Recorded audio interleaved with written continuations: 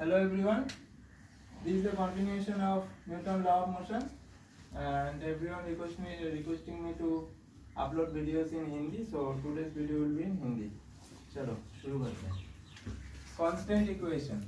Now today आज का हम लोगों का टॉपिक है constant equation. देखो अगर एक सिस्टम में ब्लॉक है तो उस ब्लॉक को हम लोग पिछले दिन देखे थे कि सारा ब्लॉक का जो एक्सीलरेशन होता है वो कॉमन होता है और सारा एक्सीलरेशन हम लोग ए लेते हैं कि सारा ब्लॉक का एक्सीलरेशन ए होगा.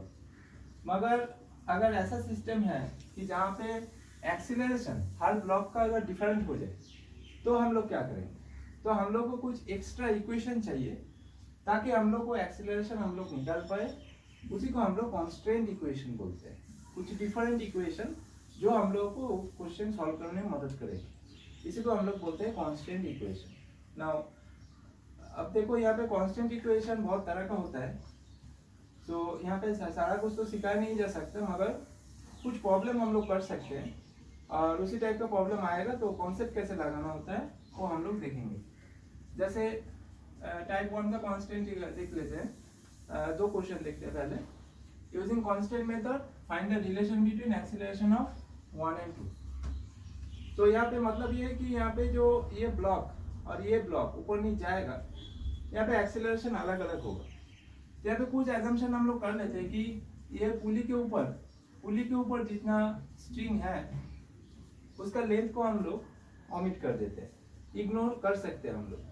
क्योंकि ये ब्लॉक नीचे जाएगा, ये ब्लॉक ऊपर आएगा, तो पुली के ऊपर जितना वायर रहेगा वो तो हमेशा फिक्स्ड ही रहेगा. ऐसा तो नहीं कि जो वायर है वो बढ़ेगा घटेगा, ऐसा नहीं होता. तो दिस वायर्स आर इनएक्सटेंसिबल. उसको तुम वो खींच नहीं सकता. जितना लेंथ है वो लेंथ तुम्हारा सेम ही रहेगा. ये पहला बात है. दूसरा बात है कि यहाँ पे हम लोग फ्रिक्शन को हम लोग पुली और वायर के बीच में जो फ्रिक्शन होता है उसको हम लोग यहाँ पे इग्नोर करेंगे. ये दूसरा एजम्पशन है. और एक चीज यहाँ पे तुम नोटिस कर सकते हो कि ब्लॉक ऊपर नीचे जा सकता है, मगर ये जो लेंथ है, ये जो वायर का पूरा लेंथ ले लो, ये वायर का पूरा लेंथ तो कभी चेंज नहीं होगा. अगर वायर का पूरा लेंथ चेंज नहीं होगा तो हम लोग कह रहे थे कि किसी भी टाइम में ये जो ब्लॉक का जो डिस्प्लेसमेंट है ये पुली का सेंटर से वो x1 है और ये ब्लॉक 2 का जो डिस्प्लेसमेंट है उसको ले लेते हैं x2 से, पुली का सेंटर से. और ये वाला जो वायर का लेंथ है इसको हम लोग इग्नोर कर देते हैं क्योंकि किसी भी टाइम में वो फिक्स्ड ही होगा. तुम ले सकते हो और इग्नोर हम लोग इसीलिए कर रहे हैं कि वो वाला लेंथ हमेशा फिक्स्ड होगा. तो यहाँ पे क्या क्या बनाया जा सकता है. देखो जो बोले हैं ये वायर का लेंथ और ये वाला वायर का लेंथ, ये पूरा एक ही वायर है, तो ये वाला लेंथ और ये वाला लेंथ वो हमेशा फिक्स्ड ही रहेगा. इसका मतलब कि x1 और x1 प्लस x2 हमेशा कांस्टेंट वैल्यू देगा. तो ये पूरा वायर का लेंथ क्या है, l है. अब तुम लोग सोच सकते हैं सर ये तो ऊपर पुली के ऊपर जो वायर है ये पूरा मिला के ये पूरा एक वायर है, तो हम लोग इसको इग्नोर कर सकते हैं क्योंकि वो कांस्टेंट रहता है. तो पूरा पुली का पूरा ये जो लेंथ है और ये जो वायर का लेंथ है वो l है. अब इसको डिफरेंशिएट कर दो टाइम के रेस्पेक्ट में. डिस्प्लेसमेंट है ये, तो डिस्प्लेसमेंट बाय टाइम वेलोसिटी हो जाएगा. तो इसको टाइम के रेस्पेक्ट में डिफरेंशिएट कर दो. तो dx1 by dt v1, dx2 by dt v2, और ये वायर का जो लेंथ है ये तो फिक्स्ड है, तो उसका डिफरेंशिएशन करो. कांस्टेंट टर्म का डिफरेंशिएशन क्या होता है, 0 होता है, तो 0 हो गया. तो यहाँ से हम लोग को मिला v1 = -v2. अब हम लोग को क्वेश्चन में मांग रहा है कि एक्सीलरेशन चाहिए. तो एक्सीलरेशन चाहिए तो यहाँ पे फिर से इसको डिफरेंशिएट कर दो dt के respect. dv1 by dt a1 हो जाएगा, dv2 by dt a2 हो जाएगा. Velocity by time acceleration.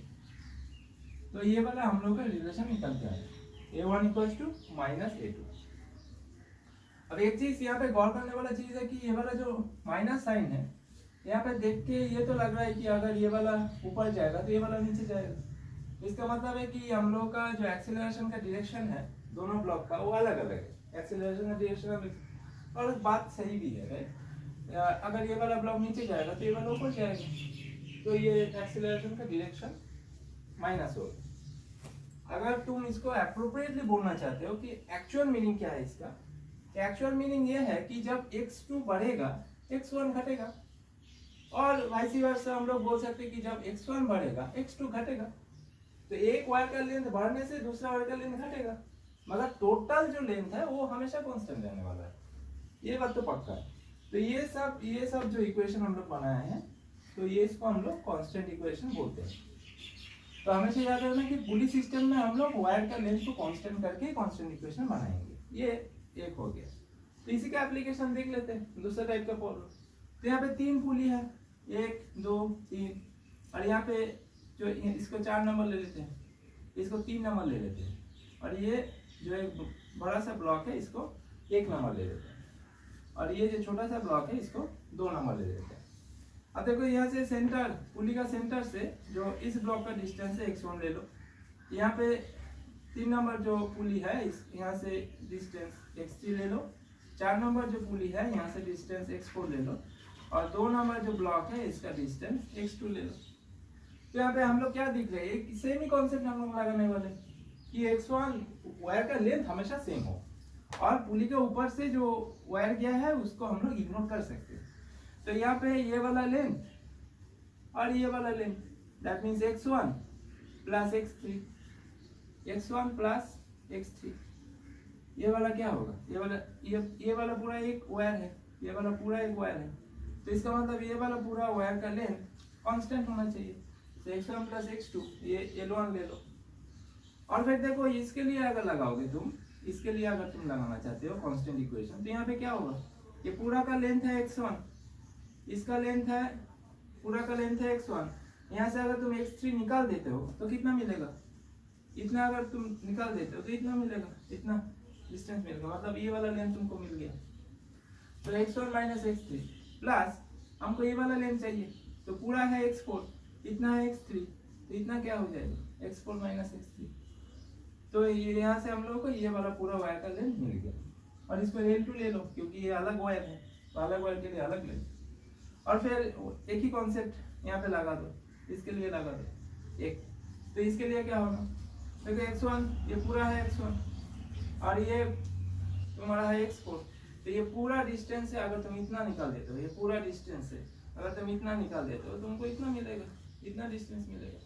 तो x1 minus x4 plus x2, ये पूरा है x2, और फिर इतना x4, तो तुमको इतना मिलेगा। तो इसका मतलब इतना प्लस इतना, ये पूरा तुम्हारा वायर का लेंथ है, यहाँ पे एक होगा, यहाँ पे एक वायर होगा, ये इतना प्लस इतना, वो वाला क्या हो गया x2 माइनस x4, क्या हो जाएगा, ये वाला लेंथ L3 ले लो।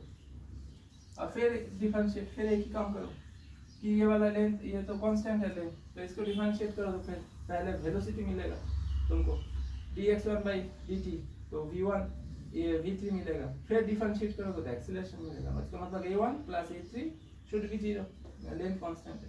यहाँ पे करोगे फिर एक ही मिलेगा, a1 minus a3 plus a4 minus a3 minus a3 minus a3 minus 2a3 equals to 0।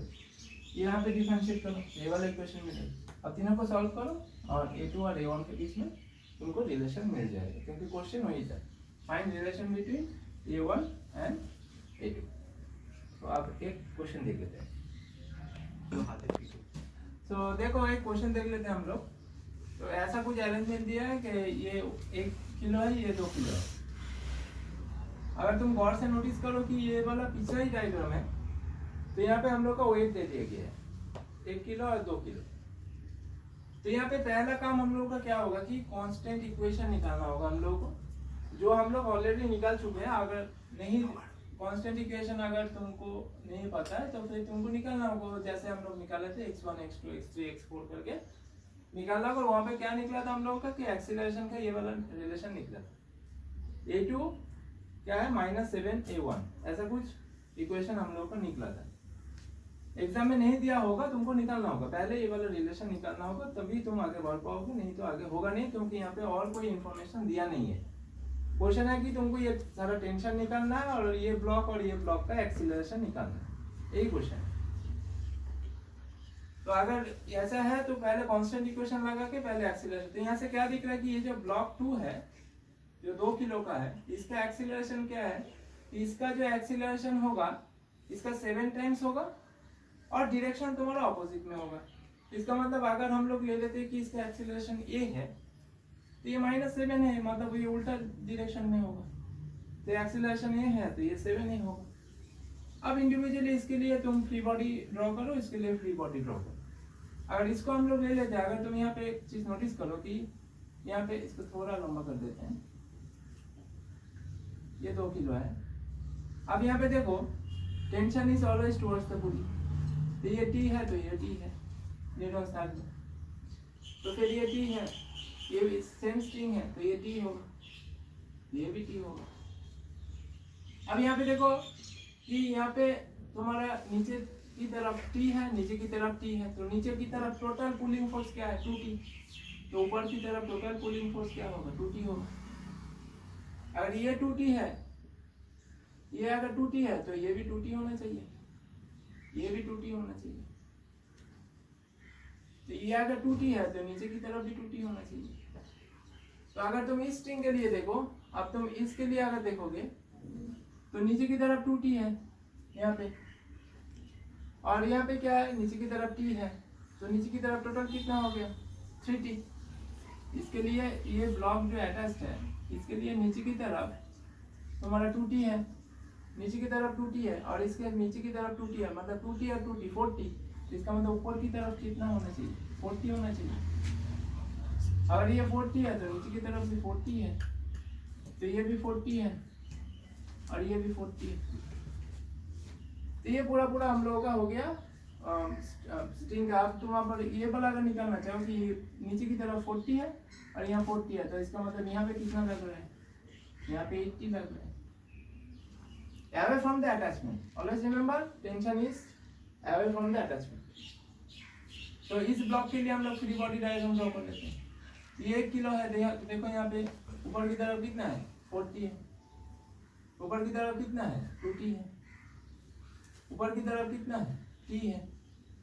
3 tension force ऊपर की तरफ काम करते हैं, और नीचे की तरफ क्या काम करेगा वेट, तो W1 ले लो।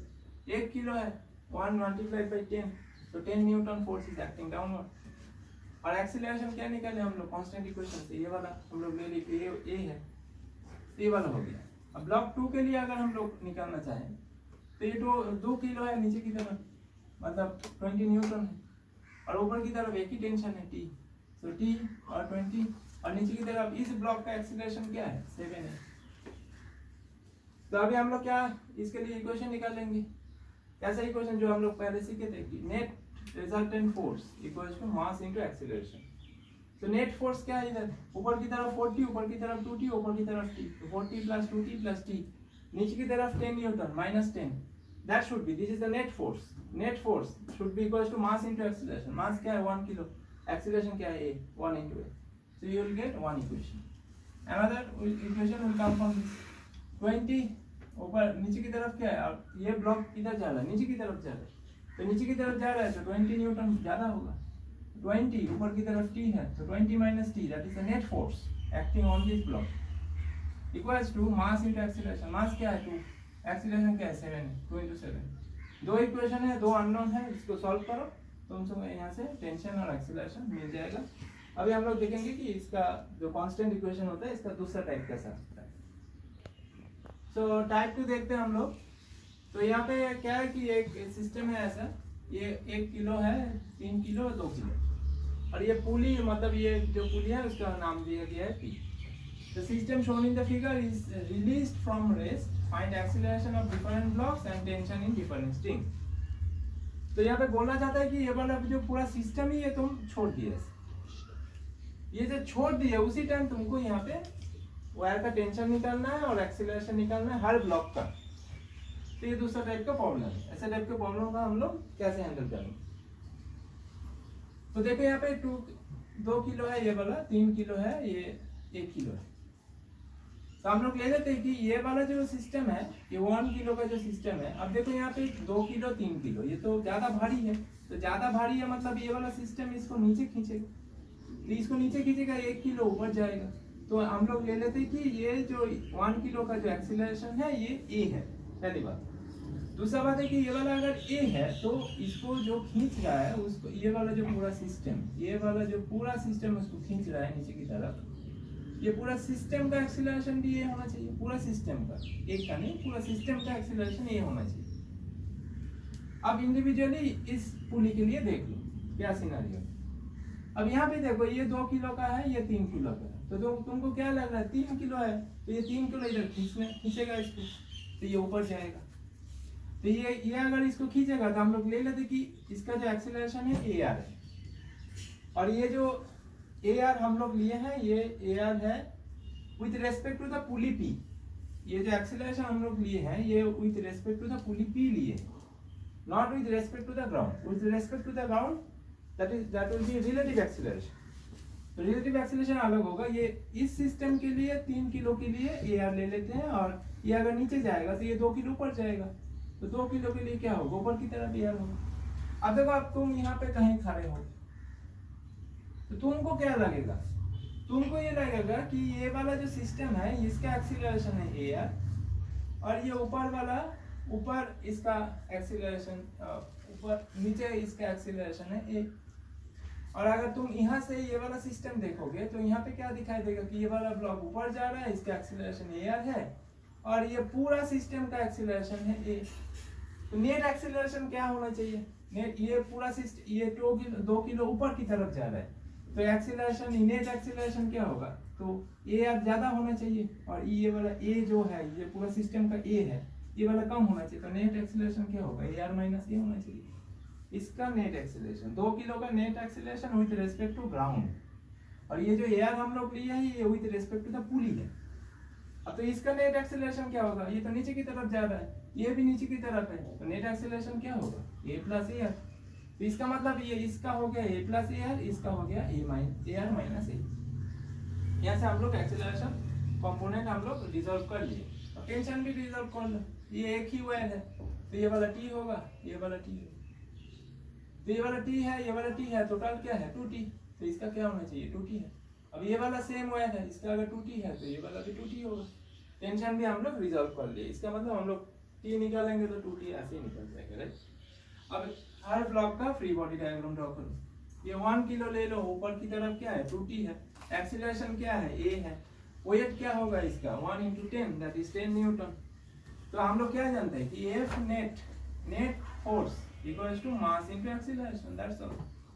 और ये वर्टिकल डायरेक्शन में हम लोग लगाते हैं, हम लोग यहाँ पे 2 चीज लगाते हैं, summation of Fx 0 and summation of Fy 0। तो यहाँ पे हम लोग क्या लगा रहे हैं कि समेशन ऑफ Fy 0 ये वाला सिस्टम लगा रहे हैं, x एक्सिस में तो कोई मोशन है ही नहीं, सिर्फ वर्टिकल मोशन, तो इसीलिए हम लोग बार बार ये लिखते नहीं है, तो हम लोग ये वाला लिख के छोड़ देते हैं। मगर एक्चुअली में यहाँ पे हम लोग दोनों ही लगा रहे हैं, एक्स एक्सिस में हम लोगों का कोई मोशन है नहीं, वाई एक्सिस में सिर्फ मोशन है, तो हम लोग ये वाला लगा रहे हैं। तो यहाँ पे वाई एक्सिस में क्या मोशन है बोलो, ये वाला ऊपर जा रहा है सिस्टम, तो ऊपर जा रहा है तो 2T ज्यादा होना चाहिए। What is the net force, net force is 2T minus 10, that should be mass into acceleration 1 into A, that's all। अब ये 2 किलो का देख लो, ऊपर है T, नीचे क्या है 20 न्यूटन, 2 into 10 20 न्यूटन, और ये रिलेटिव एक्सीलरेशन नेट एक्सीलरेशन क्या है ऊपर की तरफ है ना, ऊपर की तरफ AR माइनस A। तो यहाँ पे नेट फोर्स क्या होगी, ऊपर की तरफ जा रहा है सिस्टम, तो T minus 20 that should be the net force equals to mass into acceleration that is 2 into acceleration AR minus A। अब 3 किलो के लिए लगा दो, नेट एक्सीलरेशन क्या है नीचे की तरफ है AR प्लस A, और ऊपर की तरफ क्या है टेंशन T है, नीचे की तरफ वेट क्या है 30 न्यूटन है, तो नेट फोर्स क्या होगा, नीचे की तरफ जा रहा है तो 30 ज्यादा होगा, 30 minus T that should be equals to mass into acceleration, मास क्या है 3, एक्सीलरेशन क्या है AR plus A। 3 equation 3 unknown, तीनों को सॉल्व करो, टेंशन निकलेगा 8.8 न्यूटन, एक्सीलरेशन निकलेगा 6.55 मीटर पर सेकंड स्क्वायर, और AR निकलेगा तुम्हारा 0.7 मीटर पर सेकंड। और हर ब्लॉक का बोला है, तो A का तो डायरेक्टली हम लोगों को निकल गया 6.55, तो इसका मतलब 1 किलो का जो एक्सीलरेशन होगा ये वाला होगा, तो 2 किलो का एक्सीलरेशन क्या होगा AR माइनस A, तो AR से ये सब्ट्रैक्ट कर दो, AR से ये सब्ट्रैक्ट करोगे तो माइनस 8.58 मिलेगा, माइनस 5.85 मिलेगा।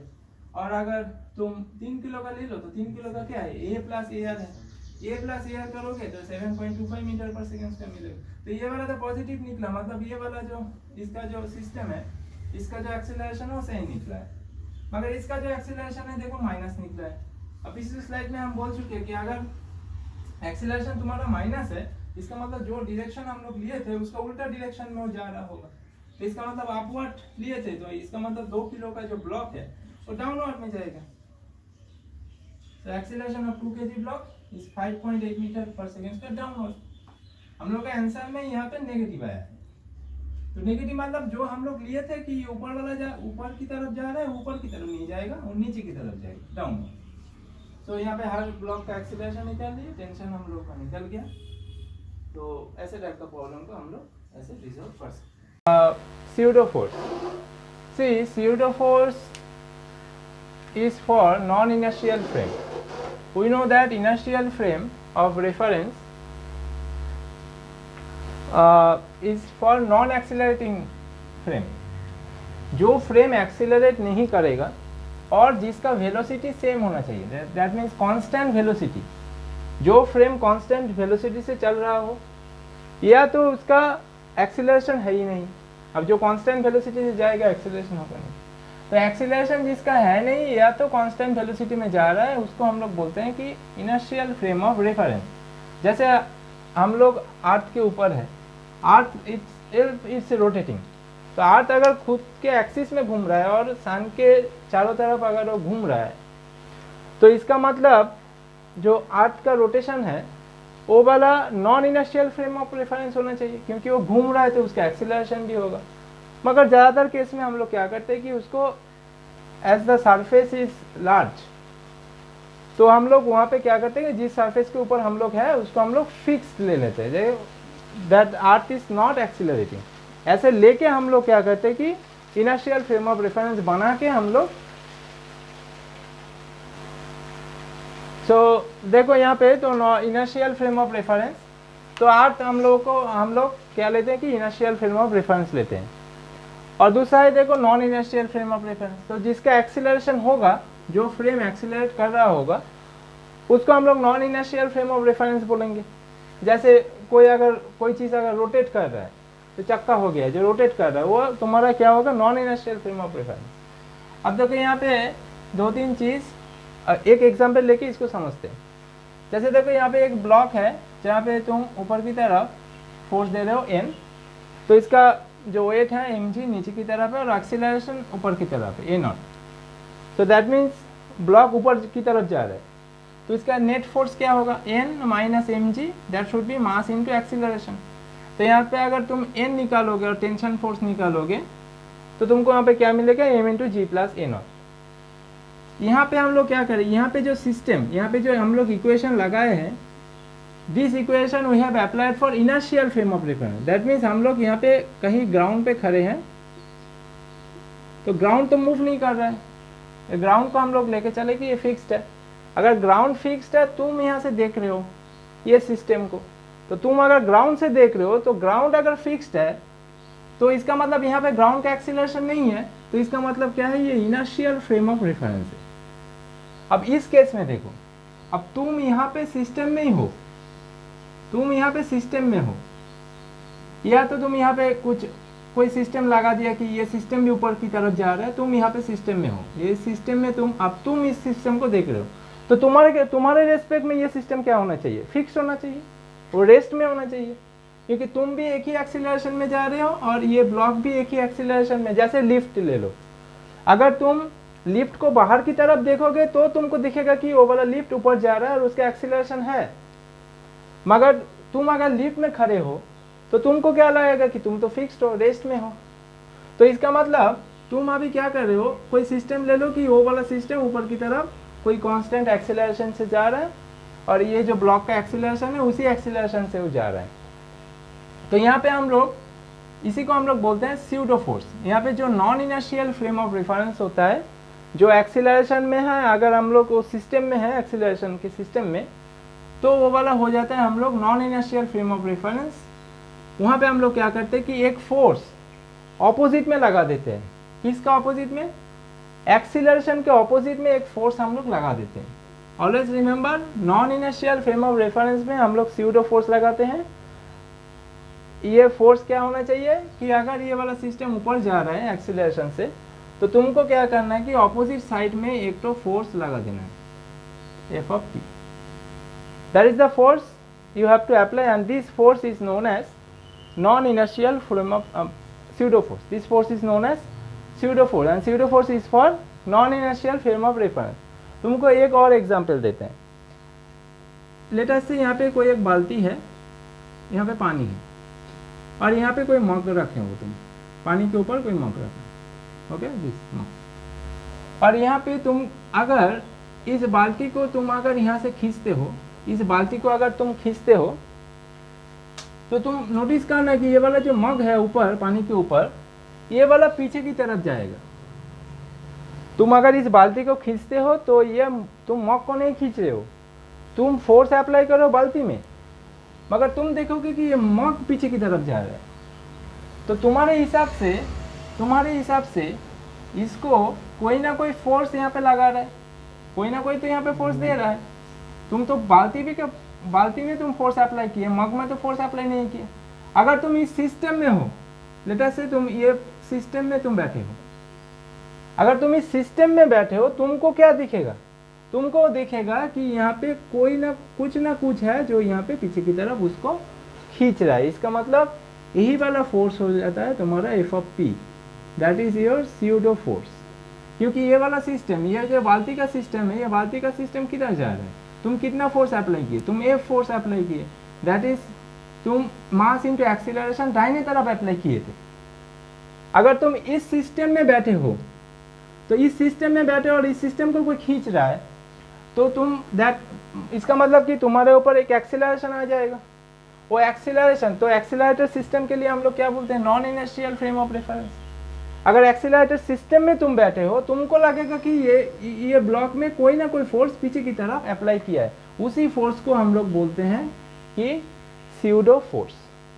और स्यूडो फोर्स कहाँ होता है? जिधर एक्सीलरेशन होता है उसके ऑपोजिट डायरेक्शन में होता है। तो हम लोग का ये वाला जो ब्लॉक है, तुम इस ब्लॉक में बैठे हो या तो कोई सिस्टम में बैठे हो कि ब्लॉक और सिस्टम एक ही एक्सीलरेशन से ऊपर जा रहे, तो तुमको लगेगा कि ये रेस्ट में है। अगर ये रेस्ट में है और ये एक्सीलरेशन ऊपर की तरफ है इसका, तो अभी हम क्या बोले, तो ये लेट अस से ये जो नॉर्मल रिएक्शन फोर्स है, ये टेंशन है और एन प्राइम है, और नीचे की तरफ एम जी काम करेगा। और एफ ऑफ पी हम क्या बोले कि एक्सीलरेशन जिस तरफ होगा उसके ऑपोजिट में एक फोर्स ऐड कर देना है, एफ ऑफ पी। और एफ ऑफ पी क्या होगा? मास इंटू एक्सीलरेशन। तो यहाँ पे इक्वेशन लगा दो, ऊपर की तरफ एन प्राइम, नीचे की तरफ एम जी और f of p. F of p क्या है? Mass into acceleration. तो minus m g minus m into a naught, that should be equals to 0। तो यहाँ से तुम एम प्राइम निकालो, देखोगे एक ही फोर्स निकलेगा, mass m into ji plus a naught. तो इसका मतलब क्या निकला कि n equals to n prime, मतलब ये वाला जो टेंशन है वो सेम ही है। और कैसे निकला है वो वाला? जब हम लोग inertial non inertial frame of reference that is pseudo force को जब हम लोग ऐड किए तभी मिलेगा। ये स्यूडो फोर्स अगर तुम ऐड नहीं करते हो, अगर एम इंटू ए प्राइम ये ऐड नहीं करते हो, तो तुमको क्या मिलेगा? यहाँ से N prime equals to M G, मगर यहाँ पे एन तुमको क्या मिल रहा है? M into ji plus A. तो फोर्स तो तुम्हारा जो टेंशन है, ये टेंशन तो इक्वल नहीं आ रहा है। तो इसका मतलब कि यहाँ पे कुछ ना कुछ तो हो रहा है। तो इसीलिए वो जो फोर्स पीछे की तरफ लग रहा है उसी को हम लोग बोलते हैं स्यूडो फोर्स। और स्यूडो फोर्स कहाँ लगता है? Non inertial frame of reference के लिए। एक और प्रॉब्लम देखते हैं इसको अच्छे से समझने के लिए। तो देखो एक प्रॉब्लम देखते हैं हम लोग। एक ट्रेन है ये, और ये आगे की तरफ जा रहा है विथ एक्सीलरेशन ए। तो ये वाला जो बॉब है ये पीछे की तरफ जा रहा है, और ये एंगल पार्टिकल के साथ जो एंगल है वो थीटा है। तुमको ये थीटा निकालना है इन इक्विलिब्रियम पोजीशन, जहाँ पे ये बॉब इक्विलिब्रियम में रहेगा उस पोजीशन में इसका एंगल निकालना है। अब देखो ये प्रॉब्लम हम लोग दो तरीके से कर सकते हैं। एक है इनर्शियल फ्रेम ऑफ रेफरेंस लेके, एक है non inertial frame of reference. मतलब एक ग्राउंड के रिस्पेक्ट में हम लोग निकाल सकते हैं, और एक हम लोग यहाँ पे बैठ के निकाल सकते हैं। मतलब यहाँ पे सोचो कि यहाँ पे कोई कैमरा हम लगा दिए, वहाँ पे है, तो कैमरा जो रिकॉर्ड करेगा उसी के हिसाब से हम लोग निकाल सकते हैं। तो ये एक्सीलरेटिंग बॉडी होगा, जब कैमरा के साथ हम लोग निकालेंगे तो ये कैमरे के हिसाब से निकालेंगे तो ये non inertial frame of reference होगा। और ग्राउंड से अगर हम लोग निकालेंगे तो ये इनर्शियल फ्रेम ऑफ रेफरेंस होगा। तो इनर्शियल फ्रेम ऑफ रेफरेंस, तो देखो यहाँ पे इसको थोड़ा एक्सटेंड कर दो, इसको थोड़ा, ये वाला एंगल थीटा होगा। तो ये टेंशन, ये वाला टेंशन है टी, और ये वाला एंगल है तुम्हारा theta with vertical see, with vertical angle है थीटा। तो ये वाला जो परपेंडिकुलर कंपोनेंट होगा वो टी साइन थीटा होगा, ये वाला होगा टी कॉस थीटा। और एक्सीलरेशन क्या है? दाहिने तरफ है ए। तो यहाँ पे हम लोग लगाएंगे summation of F X equals to 0, in equilibrium and summation of Fy equals to 0. That means x axis का force equals to mass into acceleration और y axis का force mass into acceleration. तो x axis में क्या है t sin theta, तो t sin theta must be equals to mass into acceleration. और y axis में क्या है t cos theta and t cos theta balancing with mg. दोनों को डिवाइड करो you will get theta equals to tan inverse a by g. अब देखो यहाँ पे अगर non inertial frame of reference के हिसाब से, अगर ट्रेन के हिसाब से, ट्रेन में ही हम बैठे हैं तो हमको क्या लगेगा कि इधर कोई ना कोई फोर्स दे रहा है। और अभी अभी हम बोले थे कि एक्सीलरेशन जिधर है उसका अपोजिट में तुमको एक फोर्स लेना है, दैट इज स्यूडो फोर्स। तो स्यूडो फोर्स के हिसाब से कैसे निकालेंगे, तो ये पी ले लो अपोजिट के, मास इनटू एक्सीलरेशन। इधर क्या कंपोनेंट है टी साइन थीटा, ऊपर क्या है टी कॉस थीटा, और इधर क्या है mg। तो इसके हिसाब से समेशन ऑफ fx क्या होगा, ma balancing with T sine theta और T cos theta balancing with mg। दोनों को डिवाइड करो you will get the same component. तो इसी के हिसाब से हम लोग आज स्यूडो फोर्स और जो हम लोग का कांस्टेंट इक्वेशन है वो वाला हम लोग समझ लिए, और आगे क्लास में हम लोग फ्रिक्शन कंटिन्यू करेंगे और जितना वेरियस टाइप ऑफ प्रॉब्लम यहाँ पे हो सकता है न्यूटन लॉ ऑफ मोशन में, न्यूटन लॉ ऑफ मोशन में जितना वेरियस टाइप ऑफ प्रॉब्लम हो सकते हैं वो हम लोग देखेंगे। और this will take 2 to 3 lectures I hope. तो आप लोगों को सबको अच्छा लग रहा होगा, तो कृपया करके सब्सक्राइब कीजिए, लाइक कर दीजिए और शेयर कीजिए। All the best.